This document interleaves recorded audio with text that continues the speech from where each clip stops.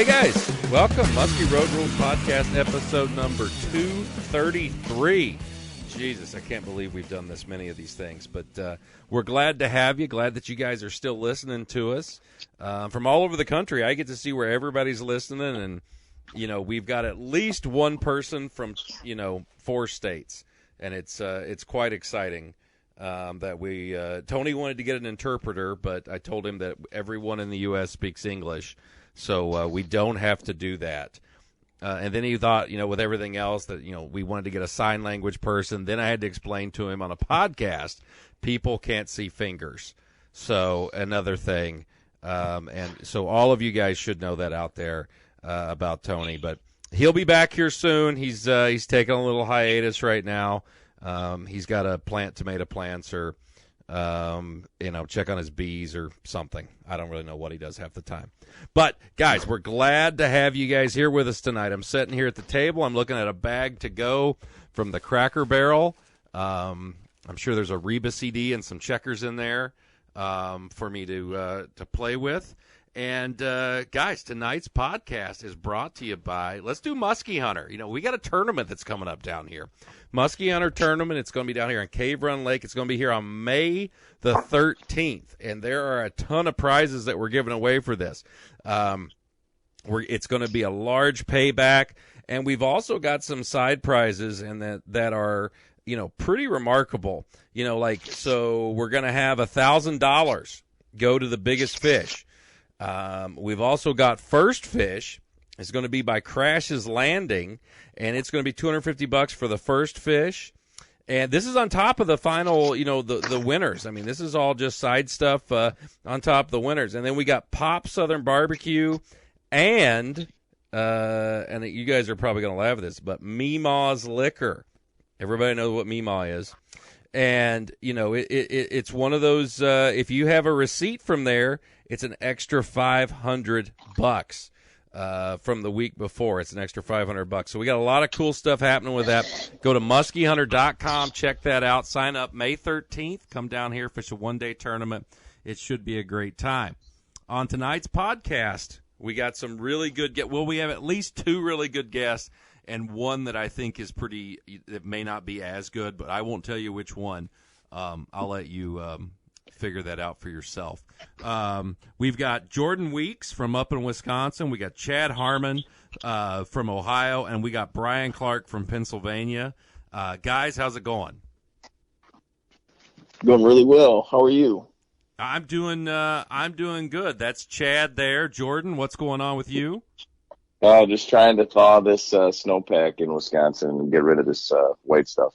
It was 90 here today. 90. Doesn't seem fair. I've got colors on me right now that Sherman-Williams doesn't sell. It's insane. Brian, what was it like up by you today? Were you guys warm? Yeah, it was about mid-70s, pretty windy, slight drizzle, just everything you would want for springtime muskie fishing. It was perfect weather if you weren't on big water. Yeah, that's the thing. Chad, how was it by you? Yeah, we hit 80 today. Same thing Brian said. It was perfect fishing, and I had some clients that wanted to cancel because they didn't want to get wet, so that was cool. Missed out on some good fishing. What did you guys get rain today? No, we didn't. Well, that's even better. It was supposed to. We did not get in either. Now we're getting ready to. It was, like I said, it was upper 80s, 90 degrees a day down here, but we're getting tomorrow's supposed to be a high of 56. So we're going to have some hellacious storms come through probably while we're doing this podcast, which will be my luck. But and the temperature's going to drop, the winds are going to pick up, it's going to be high, and that's stuff we got to deal with. Chad, how's it been up there by you this spring? It's really been off the hook, to be honest with you. Probably the best spring I've ever had. We've dealt with some high water. I wouldn't say really high, but it came up quick on us. It was the big kicker on that one, and some stained water too. So The big thing that we changed this year about fishing was we're fishing almost everything open water this year, and that's made a huge difference for us. So it's been excellent fishing this year. Why did you change to open water? What caused you to do that? I mean, were you just like, I'm tired of getting hung up, or what? No, so I was going off of my winter bite last year. I'm fishing the open water shad and everything like that, and they were still balled up pretty good. And I just kept following the shad shallower and shallower. But now when I'm saying shallow, the shallowest I've caught a fish so far this year has been 12 foot. So it's been anywhere from like 20 foot to 12 foot so far. Okay. Now, in the lakes you're fishing, is that where is that in the lake? Is that the deepest water in the lake? Is that kind of mid-depth? What would that be considered? It would be mid-depth. Well, I don't know. I guess we average around 25 foot or so in our lakes. The deepest might be like 35 or so. Okay. So it would be mid-depth, and it's just more or less staging areas I was fishing. So it's where they were getting ready to, just putting the feed bag on before they're going in the spawn to expend that energy and everything. And there's just been a ton of fish out there just cruising open water. So these fish that you're targeting out there, how are you doing it? You don't tell specific baits or anything like that, but, I mean, are these fish high, low? Are you shooting them with bow and arrows? What are you doing? So everything's been within the top 8 foot of the water column. Okay. It seems like everything's been coming up to feed, and then when I want to chill out, they just kind of drop down to that like 12, 18 foot, and then when I'm hungry again, they come right back up to feed. Okay. Now, is this a casting bite, trolling bite, or both? Everything's been casting. We haven't even put the rod holders on the boat yet to troll. So everything's been open water casting, gliders and rattle baits, a little bit of dying dog, stuff like that. Dying dog. That's a smart man. Smart man right there, folks. What is the water temperature you're fishing up there? So it started at, I think it was 42. Now we're up to 49, 51 or so. Okay. So it's slowly increasing. So I'm starting to see some fish paired up. And so you're, for the most part, you think pre-spawn? Yeah, but it's definitely getting right there right now. I mean, I can see them pushing shallower and shallower. So they're getting ready to make that move. Jordan, is he lying? Or is he telling a guide's tale? Because I do that when I'm guiding. I've literally used the phrase turnover twice this year so far. It's that spring turnover that really will turn them off. It sounds completely accurate to me. It doesn't. If I had to be the judge, I would say he is telling the truth. Jesus. All right. Thanks, Jordan. Oh, God. Use turnover. That's my go-to. Brian, where are you at, buddy? What's happening up there with you? Well, first off, I'm a little nervous to say anything now that we have a fact checker online. Exactly. That's why I got him on here. I just want to make sure you guys aren't full of shit. Right. I want to. Yes, thou shalt not lie. Exactly. God has spoken. That's the thing. So now you sent me a picture of one of our mutual clients. He looked really hard at work. So Paulie Sloan had him out over the weekend, and on Saturday we had basically a hurricane hit us. We had that 70-mile-an-hour gusts, hail, lightning. We kind of got trapped on Pymatuning with the horsepower restriction. Made it to the dock about 3 or 4 minutes too late, where the boat took a good beating along the dock and whatnot. But we managed to survive. And Sunday fishing post-frontal bull crap, bluebird skies, north winds, substantial water temperature drop. Just pretty much the worst conditions you could ask for the spring. We did manage one. We contacted a couple other fish, but it was all in all really tough. But all winter I was real nervous about Pymatuning having super low water levels. They're back up to normal, if not, a half-foot high, which I know for most reservoir fishermen that doesn't sound like much, but for Pymatuning, it is. So Pymatuning has been very, very difficult. There's next to nothing in shallow as of in the last week. Things are starting to turn around. So basically what I've been doing the last 5-6 days is trying new launches, trying new areas of the lake, spending 3 or 4 hours looking at side imaging. If we don't see anything, we've been hopping around, throwing the boat on the trailer, going to a lot of the other smaller lakes I have around us, and just making sure we can, at least get 1 or 2 in the net in the afternoon on the smaller lakes. So it's been tough. I'm thinking with next week's forecast, things are going to start progressing. Jordan, I would say our fish are not in the pre-spawn, but they are in the scouting stage of their spring progressions. If that makes sense. We are anywhere from 43 in the deep natural lakes and upper 40s in our stained reservoirs. So. Sure. That sounds like they would be in that kind of, I like your terminology, that scouting stage, because we typically catch a lot of those scout muskies when we're walleye netting at these little cooler temperatures on points, kind of like in funnel type areas more so than the actual spots they're spawning. You also are not a liar, sir. Yeah. Sounds like turnover to me. Exactly. Spring turnover. Well, down here, we are experiencing a whole gamut of things. It's gotten really warm. Again, turnover. Exactly. I mean, when it does this, that spring turnover is real, and it's scary. We're dealing with water temps. On the day, true water temps, I think we're dealing with true water temps of about 55, 56 today. During the stupid heat up, it got up to like 62, 63 on the surface, but it's going to fall probably back down to that mid 50s. I think our fish are probably, in the spawn right now. Some of the creeks, I've heard some fish that are paired up. The fish on the lake, even on the side scan, I've marked fish that I think are paired up.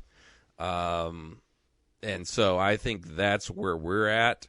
And it's just, you can definitely tell because the fishing has been tougher. I think some of the rivers, they're probably already done. Some of the smaller rivers, I think, are done, and there's fish that actually are coming off spawn right now. From the pictures that I've seen, it looks like fish that are actually coming off spawn. So I think that is where we're at, based on water temp and everything that we're dealing with. Jordan, since you're the resident expert here, and we're just 3 Neanderthals that make up stuff. Walk us through this whole spawn process on bodies of water like ours, where you can fish pre-spawn, through spawn, post-spawn. Yes, that's kind of what you guys have laid out is like almost to the T the progression of how things happen, right? So your water temperatures. Thank you. Yes, I don't think your Neanderthal classification is quite accurate, although I haven't spent enough time with all 3 of you to be able to know that for certain. I would neglect that. I'll give you the benefit of the doubt. There you go. So if you think about the muskie spawn, it's a bell-shaped curve, right? With that peak at about like 55-ish degrees, right? And that 55 is interesting because it's the 55 degrees where the muskies want to be, where they want to actually spawn, where they want to put the eggs in the milk. So if you were in the middle of the lake and you had 55, that might be different from the back end of a cove. That might be 55. The other thing that's associated with that bell-shaped curve is the fact that not all of the muskies are going to be spawning at the same time. It never happens that way. Sure. If you have a really quick warm-up, it does condense that spawning time, so the actual event of all the fish from start to end is shorter. But it all depends on weather, and it's focused around the peak is at 55-ish, and it happens before and after it. So any individual fish could be at any stage of the pre-spawn, in the act of spawning, or then post-spawn. So, okay. So you're talking that mid-50 range is what's when. Is that when, the fish Does it have anything to do with like daylight hours or anything like that? Or is that just it's strictly water temperature that triggers this? From the fisheries research that's been done, and that I am aware of, it's mainly driven by your water temperature. There can be some day length components to it, like hours of sunlight components. But what happens in those situations, at some point in the year, those fish are going to spawn. It doesn't matter what the water temperature is. So at some point, they're going to get rid of those gametes. It's not really a natural process that, I've heard people say they can absorb their eggs. I don't think anybody has that answer, because no one can do that type of research to find out. You have to cut open 1,000 muskies to get that answer. So you're saying they're not hamsters and they eat their young? Well, they do eat their young. They aren't Christian that way. They'll definitely eat their young, but I've thought about they will go through that spawning process no matter what. So say you had really cold water temperatures, at some point they're gonna do it. Okay. And what happens next is the fact that they don't have successful spawns because those eggs are put on the bottom of the lake in situations that aren't beneficial for them. What the ideal temperatures are to spawn at 55 and then have that water temperature gradually increase over the next 7 to 14 days. If that water temperature steadily increases over that time period, those eggs hatch in about 7 days, and then they survive better. The longer those eggs sit on the bottom of the lake, the less likely they are to hatch. So if the water gets really cold after they lay the eggs down, the chances that those eggs are going to hatch are very, very low. Okay. So I think we all three, Brian, I don't know about you, Chad, I'm pretty sure you're from a stock fishery, correct? That's right, yep. And then they stock here. Do they stock, Brian, where you're at? The entire state of Pennsylvania is about, I figure, 95 to 97% stocked fish. There are some certain systems. Now, Jordan, I would love to pick your brain about this, about clear water and current and eggs being washed off and cleaned off with sediment on, calm days, yada, yada, yada. But, our clear systems or, the Allegheny River and all the connecting waters do have a little bit of a natural population in there. Presque Isle, which is attached to Lake Erie, there are some natural fish in there. But for the most part, about 95% of our population, they figure here in PA, is stocked. Okay. Well, that's the same thing we got here in Kentucky. It's mostly stock. And they 2 weeks ago, they gathered brood stock from the river. And I don't know if they've spawned those out in the hatchery. Sure. Now, here, Jordan, let me ask you this. Our hatchery inject the females with like a carp hormone? Carp pituitary. Yep. Carp pituitary. Yep. Okay. So is that normal, or is that why our fish are very dumb? Well, I guess I don't know the answer to that, but if your fish are dumb, so are Iowa's, because Iowa does the exact same thing. Damn Hawkeyes. Yeah, right. So what all that does is it takes that female and it kicks her into that spawning process. It increases the hormone levels inside her, so that the egg mass loosens, and then the eggs we can get the eggs out. So that's what that carp pituitary does to those fish. So like Iowa, they collect fish out of the Iowa Great Lakes. They take them to one of their hatcheries. They get the correct number of fish that they want, and then they start injecting these females. The males are always ready to go, just like normal, just like humans. Like humans. Right? So then we get these females using that carp pituitary to spawn all at the same time so that they don't have to keep them in the hatchery for like 2 weeks. So that's the purpose for doing that, so they can get all their eggs. And the real benefit of that is when you're hatching these fish, they don't cannibalize each other. Because once those fish, if you took eggs from 2 week period, the fish that you spawn at the beginning are going to eat all those fish that you spawn at the end by the time you get them in a hatchery setting. Well, that's so not very they won't do it right away, obviously, but once they get off of their little brine shrimp and the tiny little critters that they eat when they're really small, when they start eating minnows, they'll cannibalize each other. So you want to have that in a hatchery setting. You want to spawn all the fish in the shortest amount of time possible. Sure. So, Jordan, ours might be different. And I'm really not 100% positive what they do, but they just set our nets here Monday of this week, and I always thought that they more or less push the eggs out of the females on the shoreline in a tank. That's how we do it here. Okay. So that's how Ohio's doing it then. I'm pretty sure they don't take them to the hatchery or anything like that. But yeah, they just set the nets here in Ohio Monday at Leesville, and so I think they were supposed to check some today. That might have got pushed out because of weather. That was supposed to happen, but didn't. Yeah. So I was curious about that when you were saying that they take them back to hatchery. So different here then, I guess. Yeah, that's, certain places do it that way. The why is a number of different things. Generally not associated with like fish biology. It's generally associated with manpower, with facilities, with other logistical things. Sure. Although I'm not an expert on like why Iowa does it that way. Ours go for a car ride. They like to go from the river to the hatchery and hang out. Yeah, it's really kind of cool, right? Because the fish in Iowa, they've caught the same fish multiple times. They've caught them 10 years apart. They've caught giant females like a bunch of years apart. And, so it's kind of cool to watch these fish because they almost have them all named. So so let me ask you this.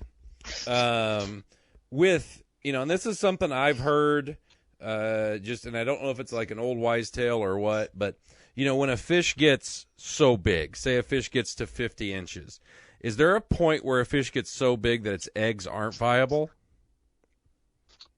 Well, this is one of those situations that I do not believe anybody has that definitive answer. I would say that's not like a thing that Mother Nature would do, right? Mm-hmm. Especially when you consider how poor muskies are at replacing themselves. In general, they suck at making more muskies. They really do. Even in the best habitats, places like Canada that have unbelievable muskie spawning habitat, they still kind of generally suck at making more muskies. They don't do it very well every year. They don't do it consistently. They kind of boom and bust, and conditions have to be almost perfect for you to get a good year class of muskies. So if you think about it biologically, if the largest female fish did not have viable eggs, that species is going to go away. Mm-hmm. Right? Because those individuals are considered the most fit. They've survived the longest. Theoretically, they know how to survive the best. They know which habitat to go to. So theoretically, in a biological setting, just speaking biologically, it doesn't make any sense that they wouldn't have viable eggs. Okay. Now, Jordan, I got a question for you. Now, obviously, you could have a 18-year-old muskie that is only 45 inches, and you could have a 10-year-old muskie that's 55 inches. And, just like humans, I was always told that, once a muskie hits maybe 15, 16 years old, they'll actually go through menopause just like humans will. Is there any truth to that where, not length, but age will cause them to become sterile and not fertile? Man, I think that's a tough one, right? Because you're talking about a cold-blooded beast and a mammal like a human. I'd be real careful about making that leap between the two. I think I'd still lean on it. And again, I don't believe anybody has this answer. I don't believe science. I have never seen a paper that looks at anything like this. I don't know how you would even try to find that answer scientifically. And I'd go back to that same concept I just got done talking about. These beasts would be gone off the landscape if that was actually the case, because the densities of muskies that we have today is much higher than Mother Nature typically wants them to be. And we've elevated these populations through stocking because we're really good at stocking fish. And our muskie anglers now today are used to catching fish on a fairly regular basis. And they probably wouldn't be super happy if we went back 50 years when muskies were just doing it on their own and densities were like, like 10% of what they are today. You know, when you had to spend 100 hours fishing for one rather than but like Jordan, 30 to 40. Things were always better years ago. Yeah, yeah. Uh-huh. I mean, just ask all the old timers. Oh, I think they all have bad memory yeah, I think it's revisionist history. or denial. I like denial. But really, I mean, if you think about it just biologically, and I, you know, I really think we wouldn't have musky fisheries if they had something where they just quit reproducing. Like, they only have two things to do in their whole existence. They have to make more muskies, and they have to eat stuff. Yeah. I guess if you wanted to add avoid being eaten, you could do that, but that's only for like the first 4 to 5 years of their life. Yeah. No, I agree. We you know, I'm real careful all the time and to like give these weird qualities to these fish because they really are simple beasts. They only have a couple instructions embedded in that tiny little pea brain that they have. Most of the time it's don't bite Greg's bait. And they are very good at that. I mean, let me tell you what. Right now, they are champs at that decision. Greg, I think they're just thinking about love by you right now. They are. And, And when they think about love, that's the only thing they're thinking about. So they're not going to bite your stuff if that's what they're doing. It is Love Island down here right now. And, yeah, so, you know, but I kind of equate it just because I have to think this way to something you said, to the point that, okay, so the fish that are in the spawn mode, they're not going to bite. So those aren't the fish that I need to target. So you got to try to find the fish that are pre-spawn or the little hussies that have already spawned. And so I think that's kind of the deal. I mean, am I mistaken there? I think you hit the nail on the head. And I will caveat this by saying, as a Wisconsin resident, I have not been fortunate enough to actually, and I haven't taken any trips to go fish for pre-spawn fish. Or generally, we don't get to fish for spawning fish either. Sometimes it happens. But so if I were trying to fish down by you, Greg, right now, I would still concentrate on like those funnel areas. And I would take that from where we catch them when we're walleye netting. Because those fish aren't spawning. They're just cruising around looking for food before they spawn, right? Mm-hmm. Catching an actual spawning fish in a spawning bay is probably harder than catching one that's hanging out on a point ready to eat either before it's spawned or after it's spawned. See, and I think that right there is one of the biggest misconceptions about people targeting muskies during the spawn and everything like that. Is they all think, oh, well, they're up on the shallow flat spawning. That's where we need to go and catch those muskies at. The big females, that's where they're at. That might be where they're at, but I agree wholeheartedly with what you guys are saying. If they're up there actually spawning, doing their thing, they're not interested in hitting the bait. Maybe one out of aggression. But for us around here, when those fish are full-blown spawn, and like what you were saying, not all at the same time, but when the majority of them are spawning, most of those fish that we're getting, the nicer ones at least, are off the ends of trees and everything like that, where their spawning ground's close by, and there's still ones that haven't or whatnot are out there feeding off the ends of those trees.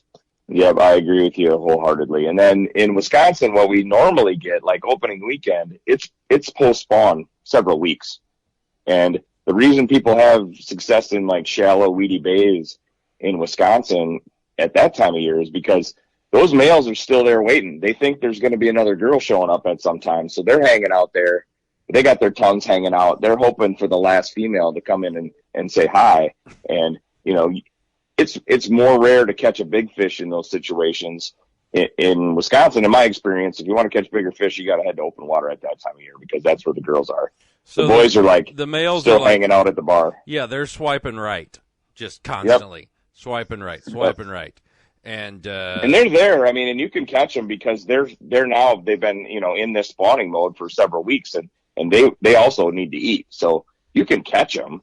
But they're not going to be really the ones that I'm real interested in.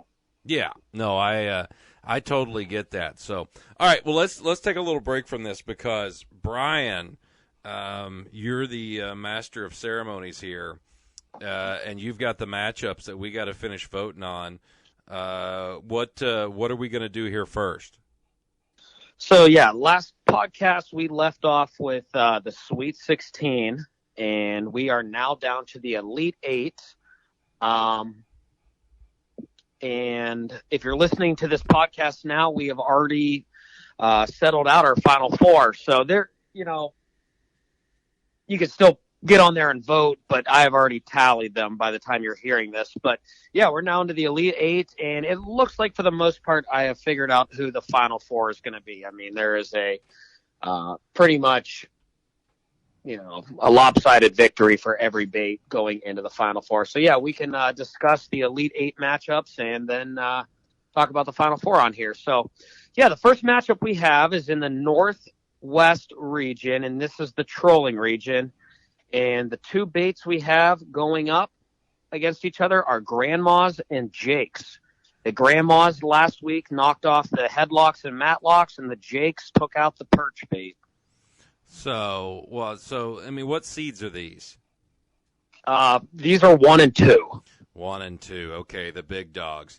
So this is funny because I don't know how many people know this, but Jake makes the grandma.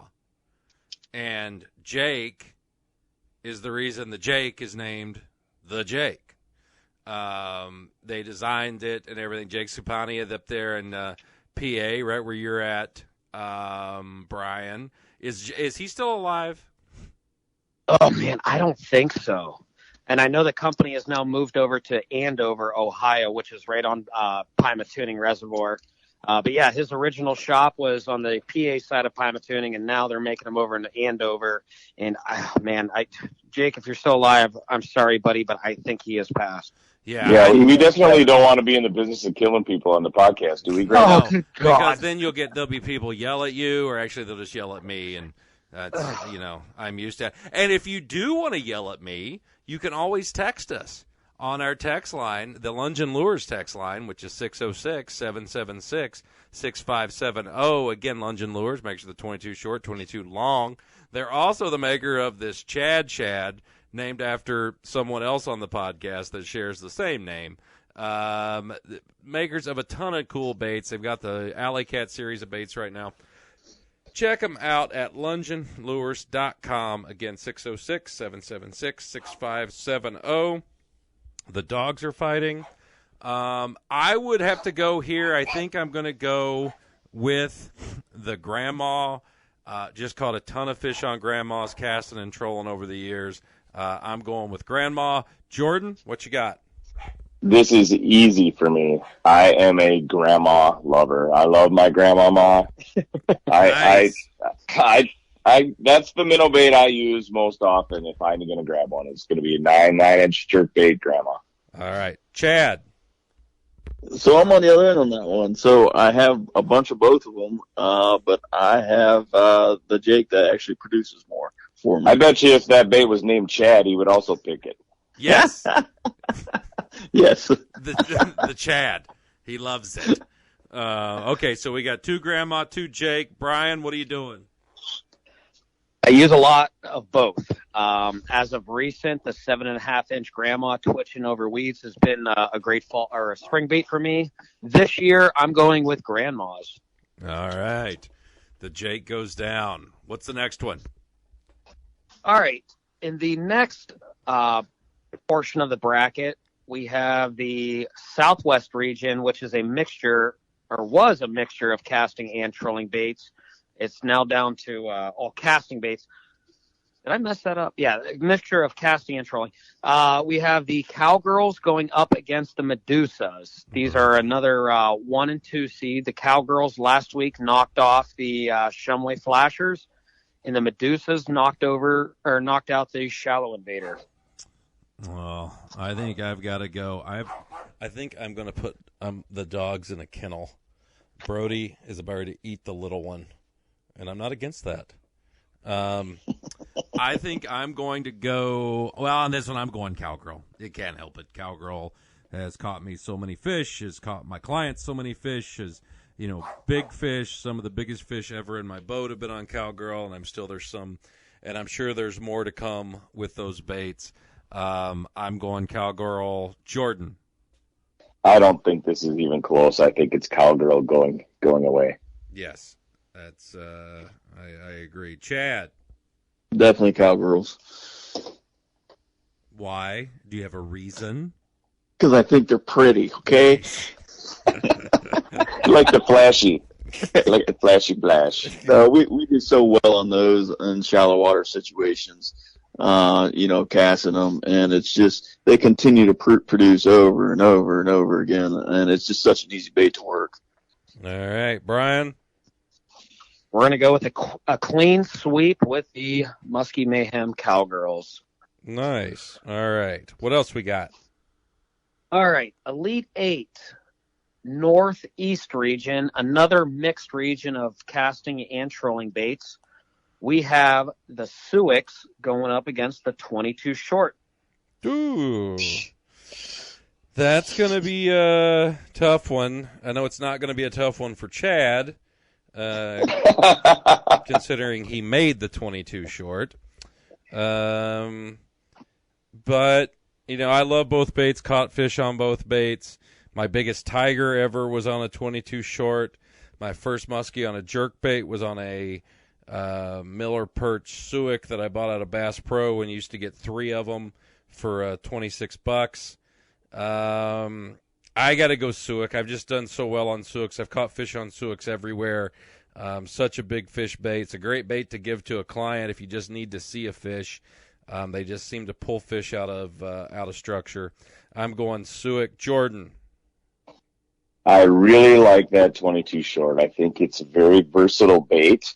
I love it casting. I love it trolling. I give it to my kids to cast, and we catch all kinds of stuff on it. However, I have been fishing Suic since my first years muskie fishing, and the last few falls, for me, when I take my annual fall trip to Lake of the Woods, we have absolutely worn them out on Suics. Like, wearing the fish out and wearing the Suic out. So much so that we actually pulled the front eye out of one on a fish because we banged it against too many rocks. But even though that seems like a negative, I got to go with the Suic. Sorry, Jen. Damn it. Chad, now this is like, I can already see, your brain's turning. You're still blowing the sawdust off your arm from when you were whittling that as a young child out of a birch. It was a birch tree that got hit by lightning, I'm sure, and you come up with it. But what say you? So I have also caught a lot of fish on Suics, and it is a very good bait for me.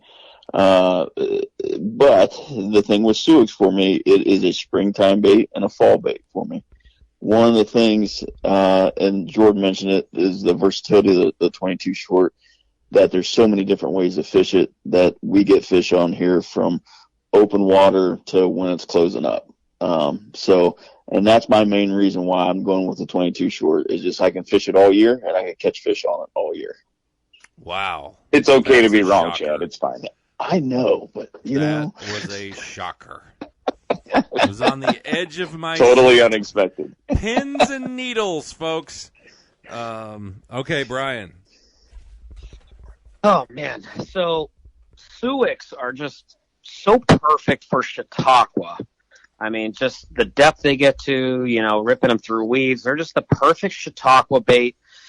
But call it stubbornness, call it whatever. I don't use them hardly anymore, and I know I'm missing out on fish because I don't use them. It's just, I don't know. I'm a rubber guy. I don't know. I have confidence in other baits. The 22 short, on the other hand, I don't think I put a Suic in the water the last 3 years. But 22 shorts every year consistently get me, anywhere from 15 to 20 fish a year.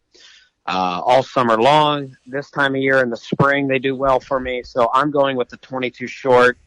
I'm actually glad I'm doing this bracket because I'm getting the chance to talk about all these great baits. And, so many of them just get stuck in the garage all year long, and I never use them, where this year I have high hopes of bringing out all these older baits like Suics, like Triple D's, just stuff that I used to rely on so heavily and just haven't thrown him anymore. But, my vote's 22 short, but we do this bracket next year, maybe I'll have a different answer. We'll see. Sure. So are you guys throwing suics all year long? I am. Yeah, I'm throwing them. Pre-spawn, post-spawn for me. My biggest fish on my biggest fish on a suic came in June in Minnesota. It was a 53.5 incher for a client, and on a 10-inch orange and black polka dot suic. And I love suics in the spring in Minnesota. That stop and go works great. But yet, if I'm having a tough day in the summer and in the fall, yeah, I'll put one on, and they just move fish, and that's my deal. Jordan, I mean, Jordan, what do you think? Yeah, I use them in the summer, probably not as heavily as the spring and fall, but when I use them in the summer, I go way faster. Like I get those things moving. It's more of it's not quite of a long pull and a long pause. It's a snap, snap, snap, snap, snap, and get those things going. So I increase the speed when the water warms up. Yeah, I think shorter pulls with those, like little 6 to 8 inch pulls, does really well. It's, to me, that's the way to go. And if you get a really good non-weighted one, you can fish them shallow. I throw a lot of weighted ones just because it's a little easier for people to keep down. But there's just a lot of things you can do with them. And that might be where I'm going wrong there too, is during the summer and everything like that. I don't fish them a whole. I mean, I have, but I don't keep on them. But I also fish strictly non-weighted ones, so that could be a big difference right there. Sure. I think the non-weighted ones can get a little more squirrely in their retrieve. Like they sometimes kick off to the sides a little more than those. Yes, the weighted ones are a little more consistent. And the thing with suics, you hear a lot of people say, well, mine runs to the left, mine runs to the right, stuff like that. And, tuning them, it all comes down a lot to that eyelet and twisting that eyelet left or right to kind of control that. It's for me, it's never been a bend of that eyelet, and really the tail doesn't affect it that much. It's more the where that eyelet's placed, because let's face it, sometimes they may get drilled a little wrong. Sometimes the wood might have a little different weight or something in it. And so you have to twist that eyelet a little bit at the head of it there to make it run more true, I guess is the way I would say it. But Brian, what's the next one? All right, I'm going to rewind just a little bit. What I forgot to mention was the Suic is actually a 4-seed, and they knocked off the 1-seed Depth Raiders last week. The 22 short is a 2-seed, so I guess it's, where it should be in the bracket. And last week they knocked off the Triple D, which was actually a fairly close matchup. The Suic's a 4-seed, 22 short, a 2-seed, facing off in the Elite 8. The last matchup we have in the Elite 8, this is an all-casting portion of the bracket. We have the 1-seed Bulldogs. Last week they knocked off the Phantoms, going up against the 3-seed Red October Tubes that knocked off the 2-seed, the Top Raider. So Tubes and Bulldogs. Well, you'll have that on them big jobs. And, I love them both. I've caught a ton of fish on both, but for me personally, this is me personally here, I throw them a lot. But I think I got to go with tubes. I really love tube fishing. I love the way they work. I love the way they catch fish everywhere. I love the versatility of how you can change the harness and make the bait run deeper, shallower. The way it glides in the water. Just a ton of stuff you can do with it. I'm going tube. Jordan. Wow, this is a challenge for me because I don't fish with either one of those two particular brands very often anymore. So what I'm going to do is I'm going to harken back to 10 years ago or so when I used to fish Bulldogs a lot. When I was going to grab a hunk of rubber, it was a Bulldog. I know tubes catch fish. I know they're great baits. I just got to go back to sort of my middle-aged roots back there, and I'll go with the Bulldog. All right, Chad. This one's a no-brainer for me. I'm going dogs with it. I hate tubes. I know people catch a ton of fish off. I hate tubes. You're a bad human. Chad, that's how I feel too. I just didn't want to be that brutal. Okay, well, you both, I equate you both to sad clowns. Anyway, go ahead, Chad. They hit them things all the time, and it just drives me insane. And I'm sure it's me doing something wrong, but it is. I don't know. I catch a lot of fish on dogs, and my tubes, though, they look brand new, and they're in a nice spots. I know they catch fish. A lot of my buddies, they catch a ton of fish on tubes, and it's not for me. You should listen to your friends for once. Brian? This one is really tough for me. Sophie's choice. As far as rubber baits go on this bracket, these are my two favorite. And for guiding, I guess it's all up to the client. If they want numbers, I'm giving them a Bulldog. If they want a big one, I'm giving them a tube. Now, tubes, Chad, are a little harder to work, and, I got to spend a little bit more time, That's why Chad doesn't catch anything on them. Yeah, I'm stupid, okay? It takes skill. It does. There is a special little technique to them, but once I see clients get dialed in on them, it's just like night and day. I'm going to go with tubes just because I would much rather catch one big one than maybe three small ones. So I'll go with tube, even though, God, dogs for me guiding, I have to have them, So this is a really tough one for me. I hate having to eliminate one, but yeah. So tubes for me. Okay. All right. Tubes. I think the more shocking part of this was that the top rater made it so far, and that's the tail rotator we picked. Come on. I'm sorry. I agree with it. Continue. The man wrote me a letter when I was 16. I don't like the man. So, yeah, the top rater knocked off the flap tail in the first round, knocked off the dying dog in the second round. Rigged. And the fat bastard got knocked off by the tubes 2 rounds ago. So get out of here. You have to have talent to throw them. Fair enough. There's dog poop on the floor. Hold on. Go ahead. It's talking about tubes on the floor, right? No, shut up. This is insulting to Ernst von Tube. It's no. All right. So what's our final four here? So right now, I'm still allowing guys on Facebook to vote. And where can they vote at? All right. So if you hop on Facebook, just search in Muskie Hunter Magazine bracket, and you'll find the page there with the bracket pulled up, and I got pictures of bait on there. And if you scroll down long enough, you can vote on any round of this entire tournament. So if you want to go back to the original 64, you can still get on there and vote. Unfortunately, I've already moved past that and gotten further along in the bracket. But yeah, you can still vote and choose your favorites.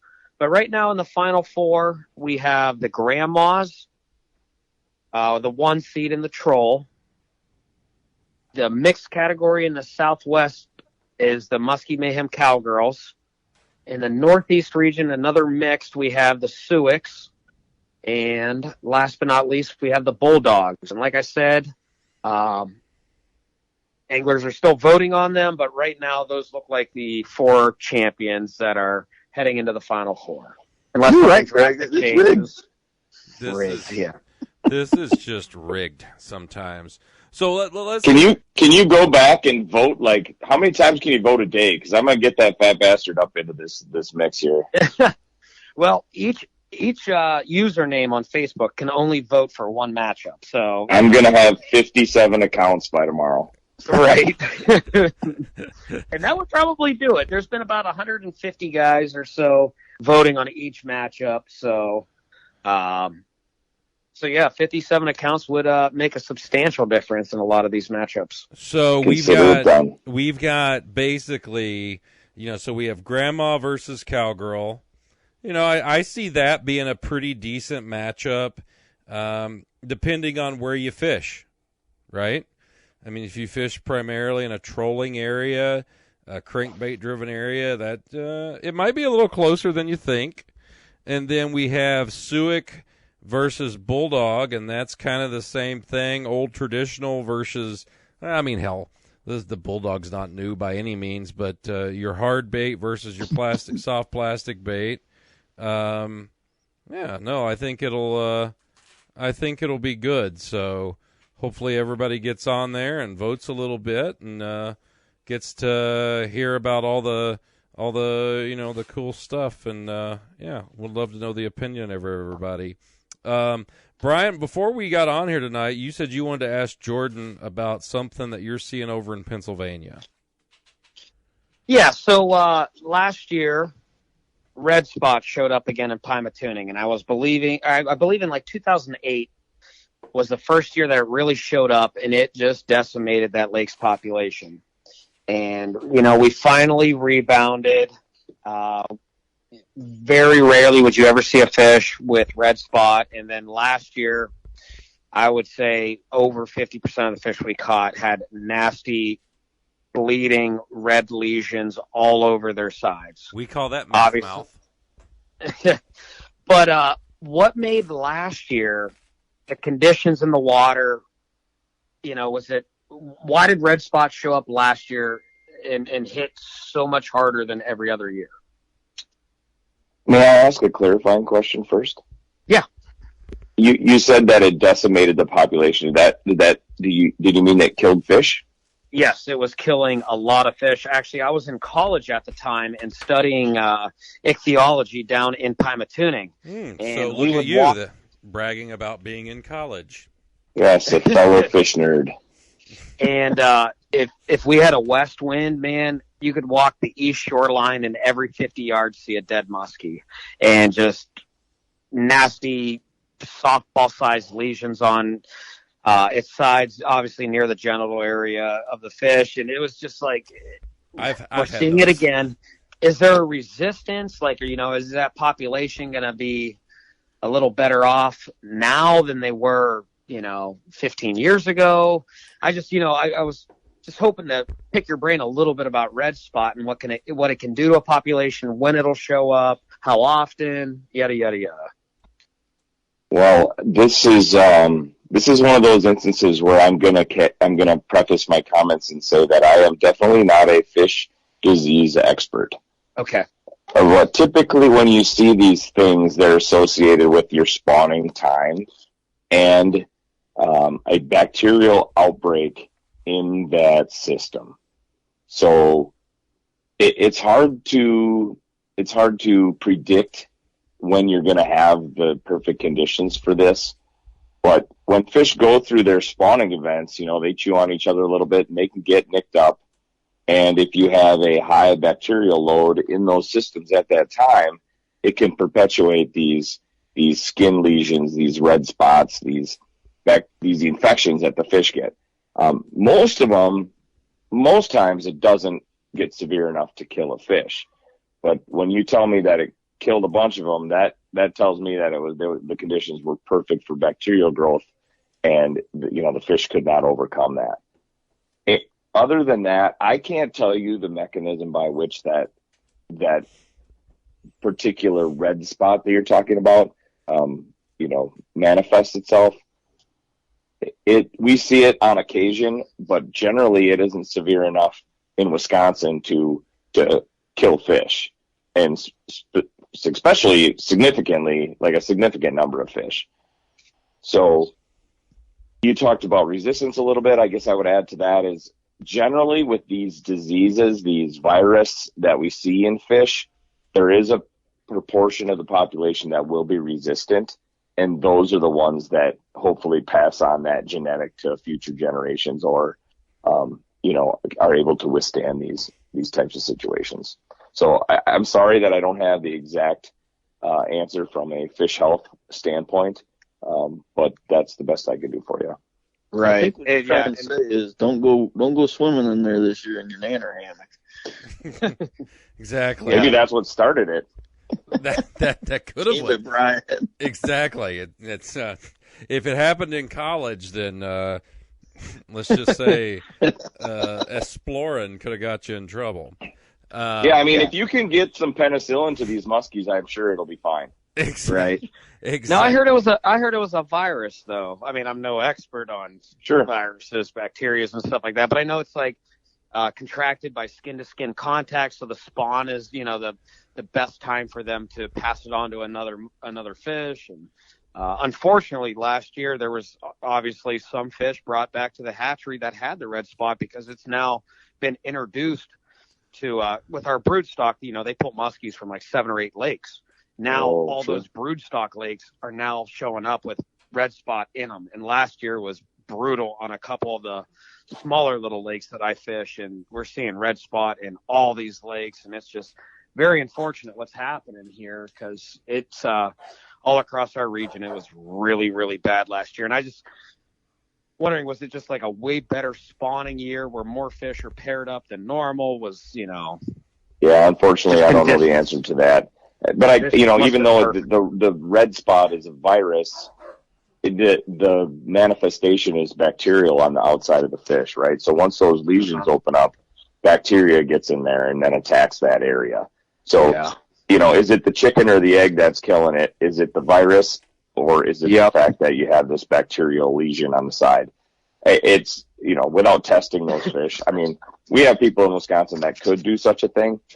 I have not been involved in any of that. I don't have that kind of training. So, right.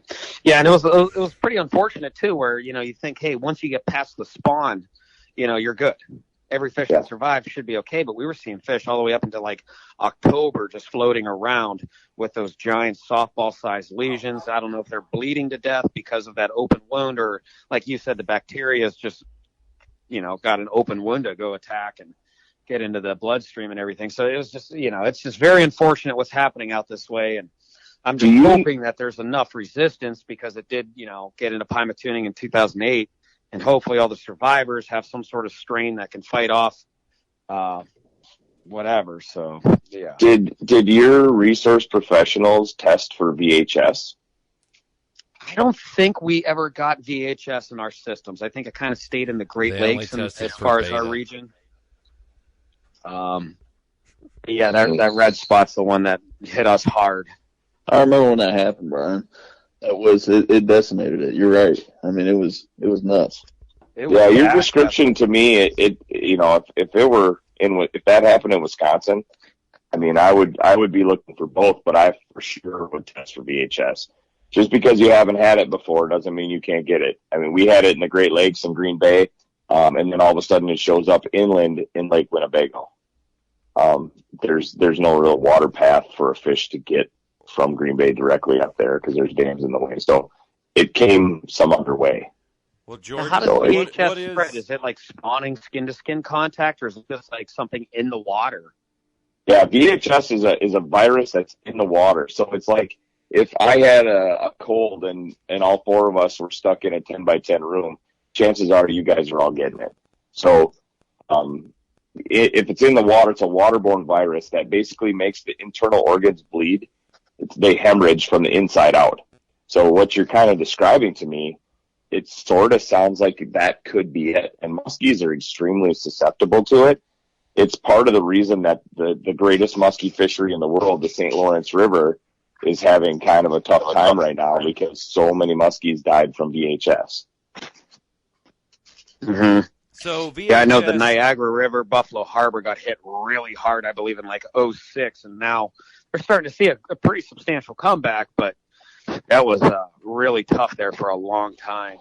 So VHS is just something that's passed through the water. It doesn't have to be a contact with another fish, but if that water system, if it's in that water system and it goes into another system, it can spread that way. Yeah, the way we think it spread in Wisconsin was somebody's bait bucket, right? So they went to the Fox and fished walleyes with some minnows, and then took that bait bucket and went up to Lake Winnebago and fished minnows, and it got in that bait bucket. It always starts with a walleye fisherman. For sure. I've said You it know those time walleye and time fishermen are again. eating all those walleyes, you guys. Exactly. I've said it time and time again. It always starts with a walleye fisherman. You hear that, John Hoyer? You hear that? You probably won't because you don't listen to this. But anyway. No. Well, cool. I mean, I love it. Jordan, I'm really glad you come on here. I would like to get you on here more because we're very stupid. And I think this is... That's not the truth. I think this is really... I can show you. I have papers to prove it. This is... I think it's really cool that you're able to come on. Chad, Brian, you got any more questions for Jordan? I don't. What I appreciated about you, Jordan, with some of your answers about stuff is if you didn't know what it was, you didn't just make something up. There's so many people with muskie fishing now. If somebody asks like a question, why do muskies come on the surface, or are they burping up or whatever, they just make stuff up, and it confuses so much stuff with what's actually going on. And I appreciate that. Thank you. Well, thank you very much. And I do know a lot, but I'm not afraid to say when I'm wrong. And I've been on a lot of podcasts and I've said a lot of things, and I'm not so big of a man that I can't say that I was wrong at some point. So yeah, I appreciate that so much. Thank you. Brian? And yeah, Jordan, I learned so much from you guys, and I find that so intriguing. What you guys do, where I learn more from biologists than I do from other anglers, and I'd much rather hear from you guys. And I just glad that you were on here and let me pick your brain there for a little bit. That was awesome. Hey, why don't you all move to Wisconsin? Because I'm pretty sure they don't all think that way here. So public enemy number one here. Yeah. Well, I mean, there's a lot of tavern biologists. I've come up with a lot of great things behind a bar stool, and it is and the later in the night, I'll tell you about them. That's the problem with it. But guys, we're going to sign off here. We got about an hour in. I'm sure you guys have something better to do. Brian, you got anything you want to push? Not really. No, just if you guys feel like getting out with me, I got a couple dates left in July. BigPAmuskie.com. Give me a holler. All right, Chad. Same thing, but just OhioMuskieGuideService.com. Don't worry about PA. Our fish have red spot. That's right. You just told us they're all dead. Brian's a great guide out that way. If you're ever looking to go up PA, he's a good guy. Appreciate it, man. All right, Jordan, you got anything you want to push? Yeah, you know what? I usually don't do something like this, but I'm trying to grow my YouTube channel. I kind of have a mix of fishing stuff and some sciencey stuff on it. If you want to go there and please subscribe and like some of the videos, I'd appreciate it. The name of it is Biological Angler Production. So I appreciate you having me on. This was really fun. I really liked the Final Four deal. I think you should do it with color patterns next. Well, we're always looking. Brian is the one that Brian, that's a good idea. Brian, write that down. Yeah, I don't know if we can get 64 combinations together, but definitely. Oh my God. They've got 64 combinations in the in that walleye bait series. The one, what's it called? The Reef Runners. Hell, look at their website. Oh, yeah. I mean, they got. Yeah, I agree. I think 64 might be a stretch, but you never know. You go to that bar again and start asking Greg. Exactly. Oh, I can come up with shit like you wouldn't believe. Don't. Yeah, we'll have like real black, and then we'll have blacker black. Yes. Ghetto shiner will be. That's like a shinier black. It's gonna be. It's all kinds of stuff. But all right, guys. Hey, listen. Check out the Muskie Hunter Tournament. Go to muskiehunter.com. We got the new issue coming out here very, very soon. And we'd love you to come there and fish the tournament. Guys, thanks for coming on the podcast tonight. And we will talk to all you fine people next week. Take care. And, guys, I'll see you later. Thanks a lot. All right, Greg. See you. Later, boys.